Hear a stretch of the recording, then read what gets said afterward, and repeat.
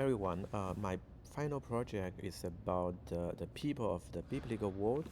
I will talk about the old Babylonians, Persians, uh, Assyrians, and others.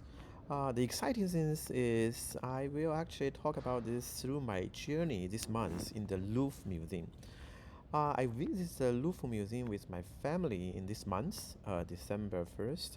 So we have a privilege to see so many fascinating things, including, for example, the Hammurabi stele, the Hammurabi Code, as shown in the right.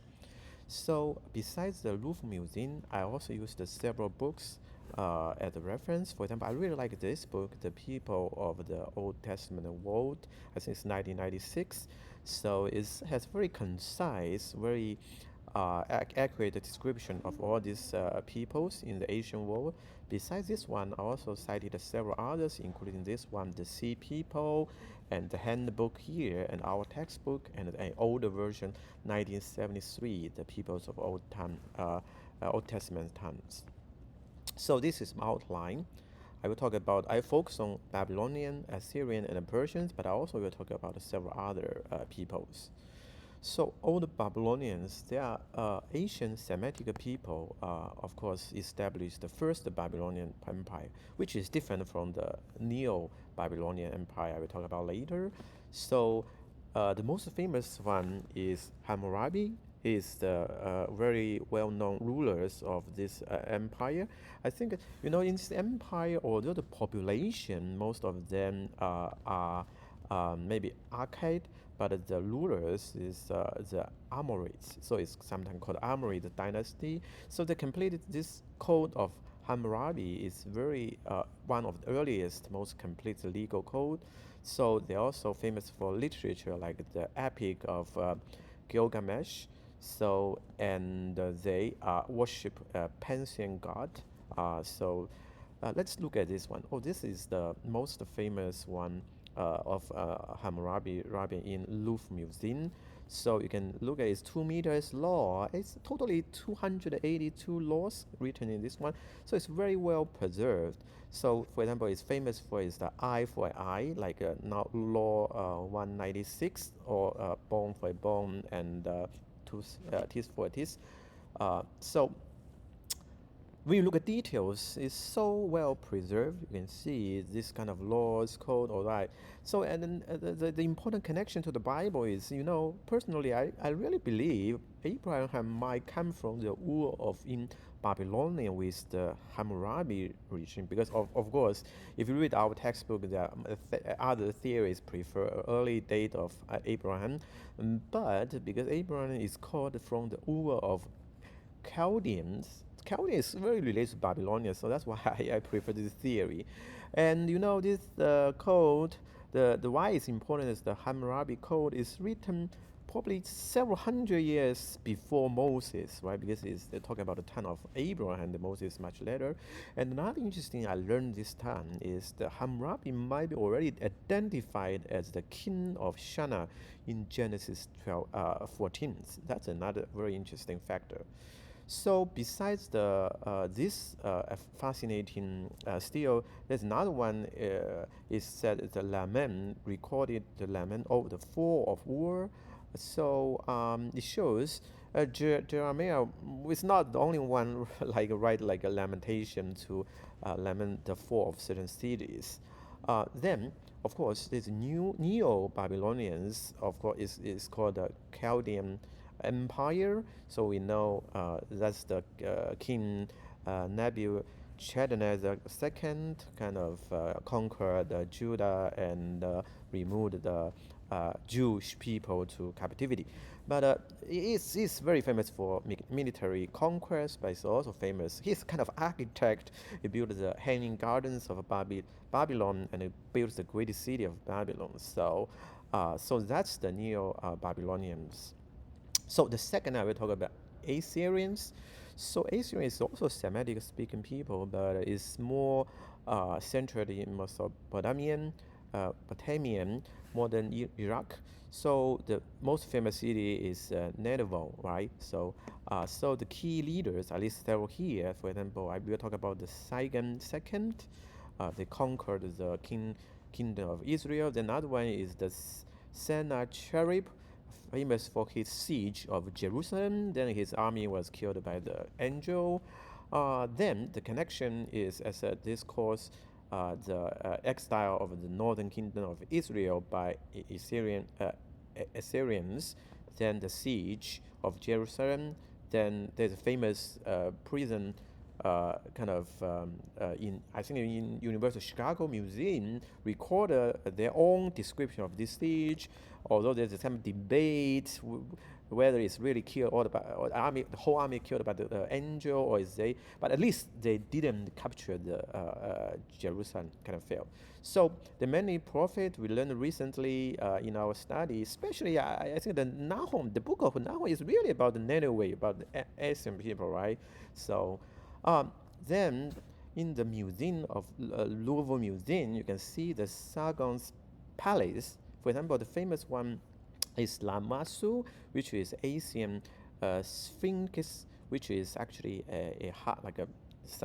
it's combination of human, eagle, and the lions. It have 5 legs. If you count it, it's actually 5 legs with different prospect. So it's also shown in our textbook. So it's also, there's one in University of Chicago Museum as well, if you want to look at. This is, I look at this one with my daughter. So one, besides this Sphinx, the left one showing here is actually a hero in Mesopotamia as well, shown in this context. So Sargon's palace. So this is another famous artifact in the museum showing this is actually the Sargon II, kind of with his probably his son or the successor, Sennacherib. Okay, so and the below one is actually showing maybe at that time they are shipping the cedar of Lebanon down to the Euphrates River by Solomon to build the temples. So Assyrian, there's another artifact here is about the King Hazard's the ivory plaque. Here showed in this picture right here. So this king actually attacked Israel during several dynasty and received a tribute from Joshua, the king of Judah, in order to prevent his attack. So like the Neo-Babylonian, there's a Neo-Assyrian empire as well. For example, in this relief is showing the first king of this Neo-Assyrian empire. It's about 700 BC ago. Okay. So the third one I will show you is the Persians. The Persian is we'll talk about the Persian Achaemenid Empire. So we all know these 3 very famous kings, especially Cyrus the Great, who kind of allowed the Jewish people to return to Jerusalem and rebuild the temple, right? Then Darius the Great then extended the empire to its greatest. So he also its interaction with the Bible. It does say Cyrus is a liberator of the Jewish. So Jewish people sometimes even consider him as one of the Messiah, right? So Darius and Cyrus appear in the story related to a book of Esther, right? So it's very critical. These kings play a role in the Old Testament.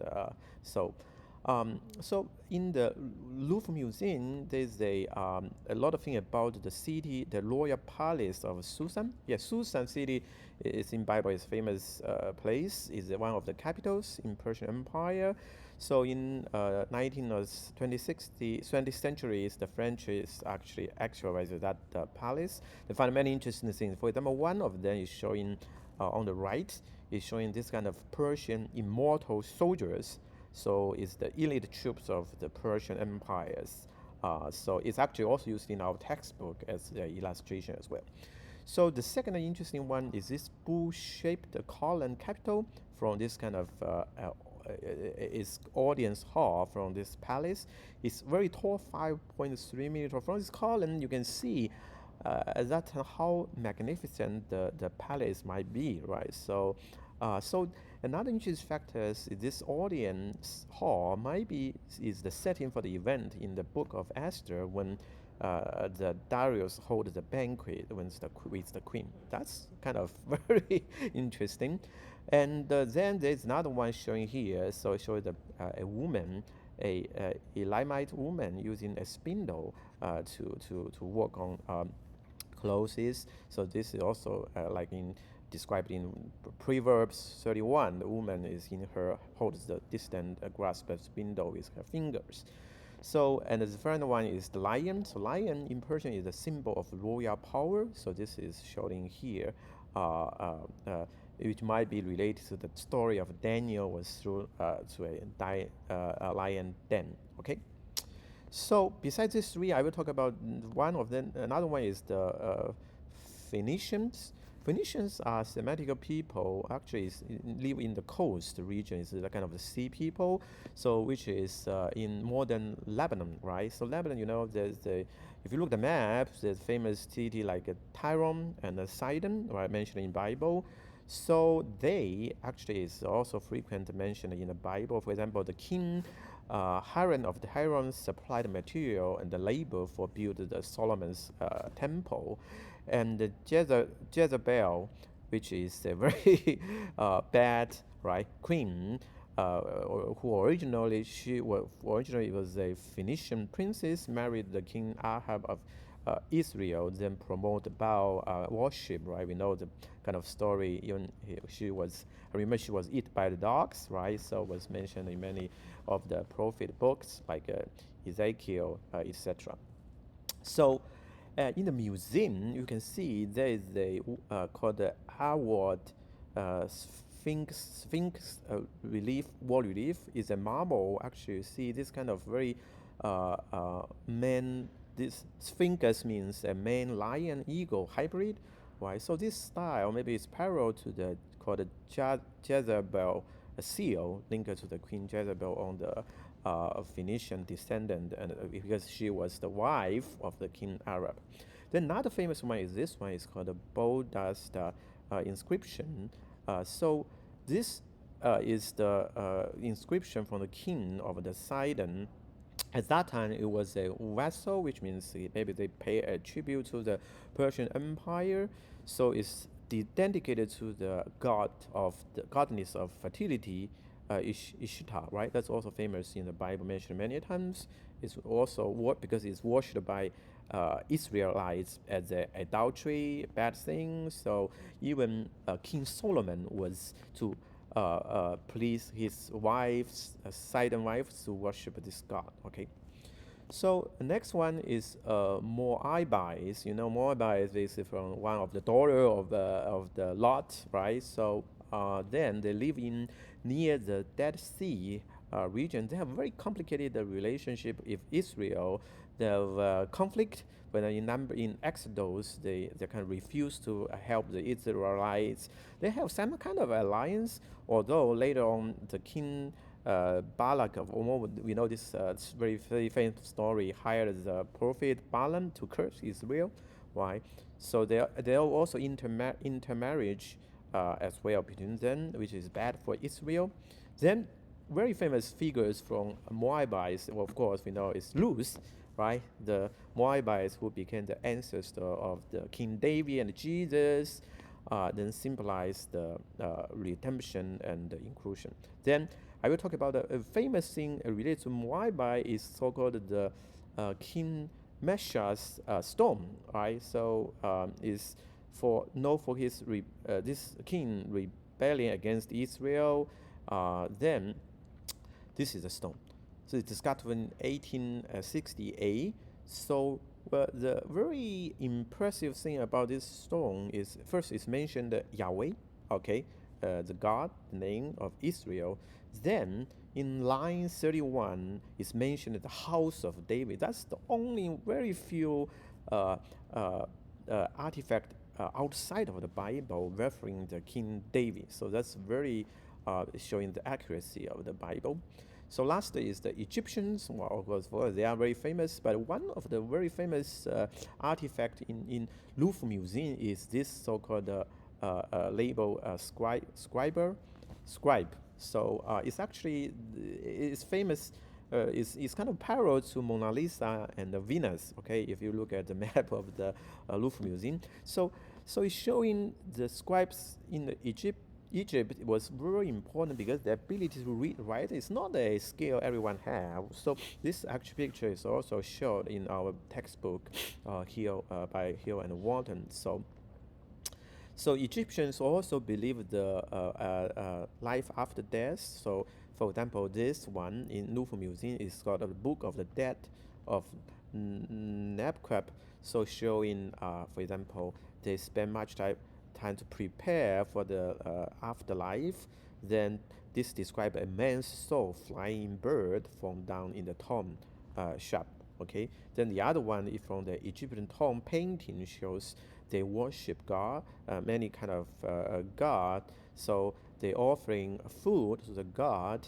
So see, this picture actually is the cover of chapter 43 in our textbook, 43 or 47. It's talking about worship. What is worship is like in Egyptians older? It's like the God has need. We need to do something for them. Now transform to the real worship in the Bible, right? It's based on covenant, right? God don't need anything. It's just a covenantal relationship with man. So here's the summary. So in Louvre Museum, there's a lot of hidden biblical treasure because if everybody goes to Louvre, probably the first thing you look is Mona Lisa, right? Or Venus, or the Napoleon kind of things. But actually, Louvre Museum has significant biblical artifact especially in the Near Eastern archaeology collection. So I showed you the Code of Hammurabi, the Mesha stele, and then these items highlights the historical and the cultural accuracy of the Bible. Yeah. So if you look at that, you can really feel it, right? So it's bringing the biblical narrative to life and the connecting like a visitor like me to the heritage of the billions of the believers. So as a visitor, I really feel the Louvre Museum is really a kind of very amazing thing. The real treasure of biblical history are really in this kind of Near Eastern exhibition. I think it's a must-see for a deep understanding of the biblical Bible's historical context. Thank you. That's my presentation.